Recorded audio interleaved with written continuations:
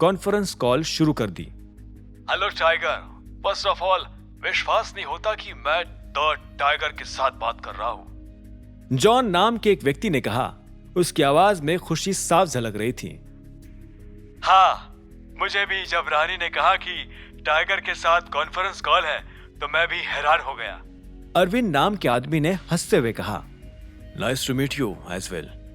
आप लोगों के आशीर्वाद से ही तो आज हम नंबर 1 पर है। अभिनव ने मुस्कुराते हुए कहा, लेकिन मुझे आप लोगों की अब थोड़ी और हेल्प चाहिए। आपकी हेल्प करने का मौका मिलना ही हमारे लिए बड़ी बात होगी। गुरदीप नाम के आदमी ने कहा। अभिनव उन सभी की बातों पर थोड़ा मुस्कुराया। आप सभी का सपोर्ट देखकर बहुत अच्छा लगा। एनीवेज, ज्यादा टाइम ना लेते हुए डायरेक्टली पॉइंट पर आता हूं। आप लोगों को पता ही होगा कि हमारे ग्रुप में काफी सारी कंपनीज ऑपरेट करती है।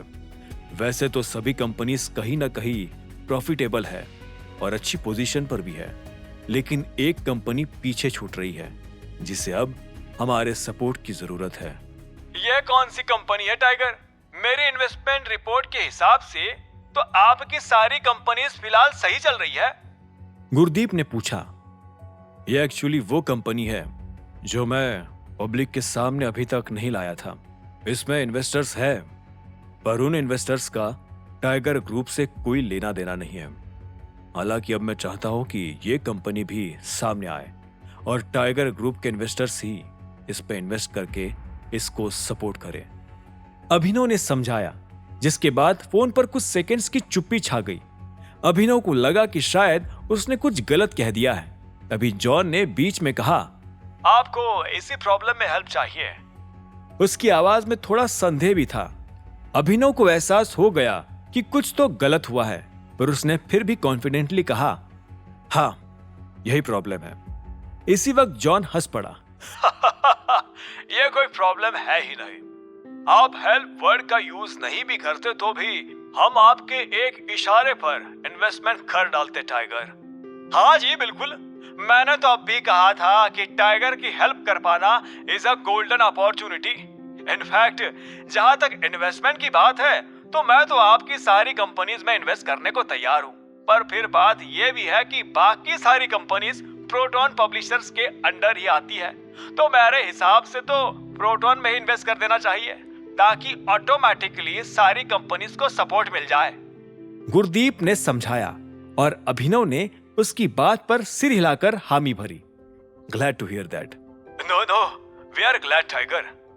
अरविंद बीच में हंसकर बोलने लगा, हमें खुशी है कि हम डायरेक्टली आपसे बात कर पा रहे हैं, वरना ऐसा मौका भला मिलता ही किसे है। थैंक यू सो मच, बस ऐसा ही सपोर्ट बना रहे।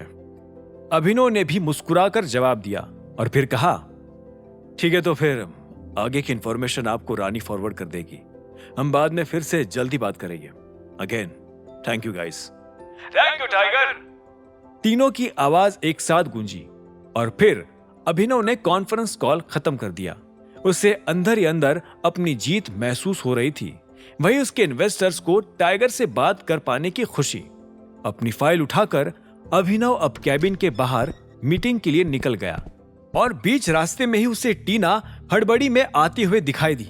सर, सारे इन्वेस्टर्स जाने की बात कर रहे हैं। मिस मायरा उन्हें जैसे तैसे हैंडल कर रही है। आप प्लीज जल्दी जाइए। डोंट वरी, मैं वही जा रहा हूँ, सब हैंडल कर लूंगा, अभिनव ने कॉन्फिडेंटली कहा और फिर वो बोर्ड रूम की ओर बढ़ने लगा। बोर्ड रूम में सभी इन्वेस्टर्स शिकायत पर शिकायत करे जा रहे थे और मायरा उन्हें समझाने की नाकाम कोशिश में लगी हुई थी। I am again really sorry everyone. Sir को जरूर कुछ अर्जेंट काम आ गया होगा, नहीं तो वो ऑफिस में हमेशा पंक्चुअली रहते हैं।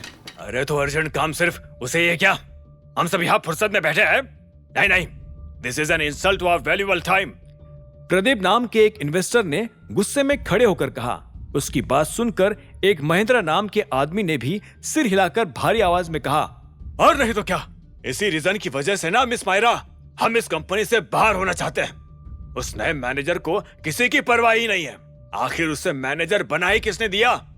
आगे की कहानी जानने के लिए देखें अगला एपिसोड सिर्फ पॉकेट एफएम के YouTube चैनल पर और द रिटर्न ऑफ टाइगर के सारे एपिसोड्स को सुनने के लिए डिस्क्रिप्शन में दी लिंक से डाउनलोड करें पॉकेट एफएम ऐप।